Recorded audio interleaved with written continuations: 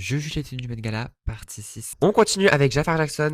Alors, il est habillé en Ralph Lauren. Bon, personnellement, on trouve que c'est pas la Voilà, ça meilleure manque un petit tenue, peu de franchement. peps. Mais c'est normal, c'est son premier Met Gala, on est tous très fiers de lui. Voilà, Voilà. regardez. Surtout toi. Jusqu'aux chaussures.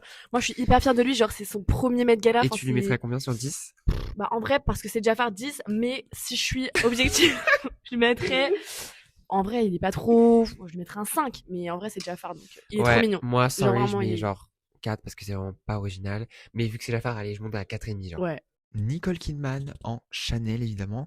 Écoutez, moi, j'aime bien cette robe. Est-ce que ça rentre dans le thème?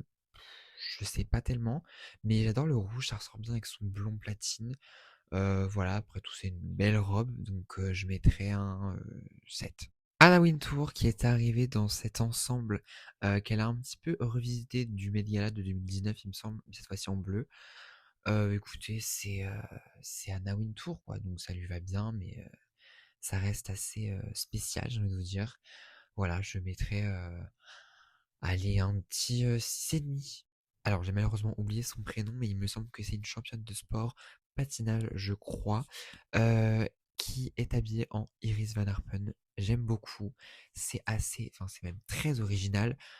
Ça change, c'est comme vraiment une performance artistique. En fait, il y a des bulles qui sortent en permanence, je ne sais pas comment c'est possible, de sa robe. Et j'aime beaucoup, c'est très original. Donc je mettrais un 8 sur 10. Kendall Jenner qui avait une robe donc, qui était un peu inspirée, je crois, de la victoire de Samothrace. Et il y a des photos qui circulent sur Instagram d'elle qui, je sais pas, fait en sorte de lever une sorte de voile derrière elle avec ses deux bras tendus. Et ça recrée vraiment la victoire de Samothrace comme la statue. Mais là, ça give pas grand-chose, malheureusement, sur le tapis, sans rien comme ça. Donc évidemment, ça lui va bien, mais ça manque de quelque chose. Donc pour moi, malheureusement, c'est un 6. Lily Rose Depp en Chanel. En fait, j'en ai marre. Cette meuf fait tout le temps la gueule sur les tapis rouges. Elle peut pas sourire un peu, avoir une attitude un peu, je sais pas, émotive. Là, tu es comme une pierre. C'est nul, ça m'énerve. Et en plus, cette robe, euh, je suis désolé, mais enfin, non. Pour moi, ça va pas. C'est fade.